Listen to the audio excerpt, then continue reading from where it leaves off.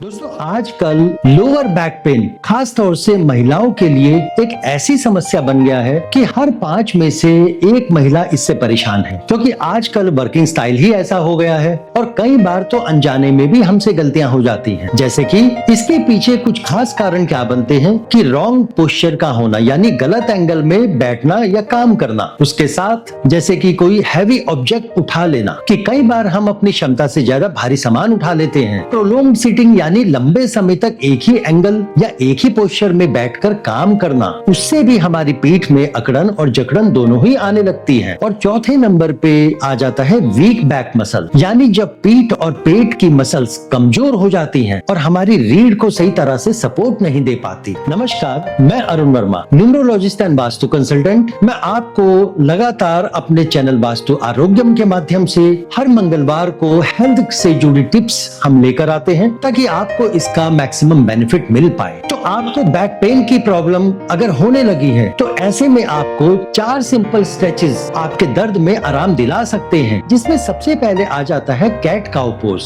यह आपकी स्पाइन को रिलैक्स करने में मदद करता है और इसको करने के पीछे का साइंटिफिक रीजन क्या है। देखिए, कैट काउ पोज आपकी स्पाइन की मोबिलिटी बढ़ाता है और लोअर बैक की टेंशन को रिलीज करता है। इसे करने के लिए सबसे पहले सांस लेते हुए पेट को नीचे की ओर झुकाएं और ऊपर छत की तरफ देखें। पीठ के बीच हल्का सा डिप बनेगा, इसे कैट काउ पोज कहते हैं। उसी प्रकार अब सांस छोड़ते हुए पेट को अंदर खींचें और पीठ के ऊपर वाले हिस्से को ऊपर उठाएं। गर्दन रिलैक्स करें और नाभि की तरफ देखें। ऐसा सोचें जैसे कि पीठ के ऊपर एक धागा बंधा हुआ हो जो उसे ऊपर की तरफ खींच रहा है। यह कैट काउ पोज है। जब आप ये कैट काउ पोज करती हैं तो ये वर्टेब्रा यानी रीढ़ की हड्डी को बनाने वाली छोटी छोटी हड्डियां, उनके बीच के गैप को बनाता है, जिससे पेन रिलीफ होता है। और हर पोजीशन को 2 सेकंड तक होल्ड करें और धीरे धीरे सांसें लें। दूसरा पोज आता है नी टू चेस्ट, यानी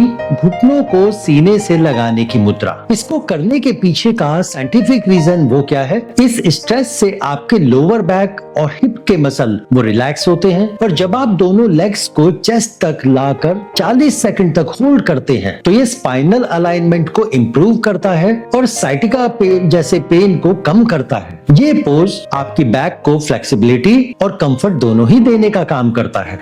अब आ जाता है तीसरा पोज। तीसरे पोज का नाम है हिप रेजिस। इसे सेतु बंधन आसन भी कहा जाता है। इस पोज को करने के पीछे का साइंटिफिक रीजन क्या है कि देखिए, हिप रेजिस या ब्रिज पोज से लोअर बैक और कोर मसल्स को स्ट्रेंथ मिलती है और ये आपके पेल्विक अलाइनमेंट को सही करता है और बैक पेन को रिड्यूस करता है। जब आप हिप्स को ऊपर उठाकर 5 सेकंड होल्ड करती हैं तो स्पाइन और हिप जॉइंट के मसल्स एक्टिवेट होते हैं, जो पेन रिलीफ और बेटर पोस्चर में मदद करता है। इसे करने के लिए पीठ के बल लेट जाएं, घुटने मोड़ लें और पैर जमीन पर रखें। दोनों पैरों के बीच थोड़ा सा गैप रखें, हाथ सीधे जमीन पर रखें शरीर के पास और अब धीरे धीरे हिप्स को ऊपर उठाएं जब तक छाती से घुटनों तक एक सीधी लाइन ना बन जाए। कम से कम 2 से 5 सेकंड तक इसको रोके रखें और गहरी सांस लें। फिर धीरे से हिप्स को नीचे ले आएं और इसे 10-15 बार रिपीट करें या फिर अपनी शारीरिक क्षमता के अनुसार। चौथे नंबर पे आ जाता है चाइल्ड पोज।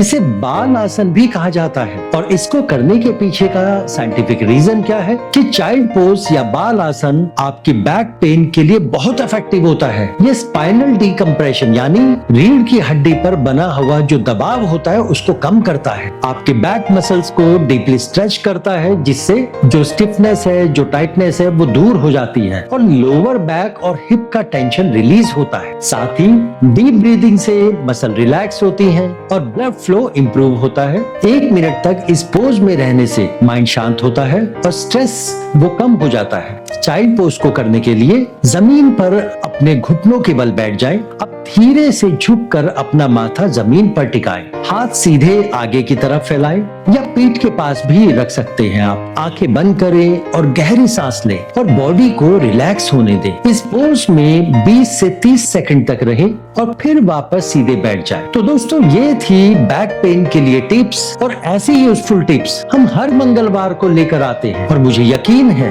कि ये आपको पसंद आई होंगी और आपको आपके बैक पेन में आराम भी दिलाने में मदद करेंगी। ऐसे ही टिप्स आपको लगातार मिलती रहे, इसके लिए हमारे चैनल को एक बार सब्सक्राइब जरूर करें, क्योंकि आपका एक बार सब्सक्राइब करना आपके लिए बार बार नई नई जानकारी लेकर आता रहेगा। तो स्वस्थ रहें, खुश रहें और मिलते हैं हम अगले मंगलवार को नई हेल्थ टिप्स के साथ। तब तक के लिए नमस्कार।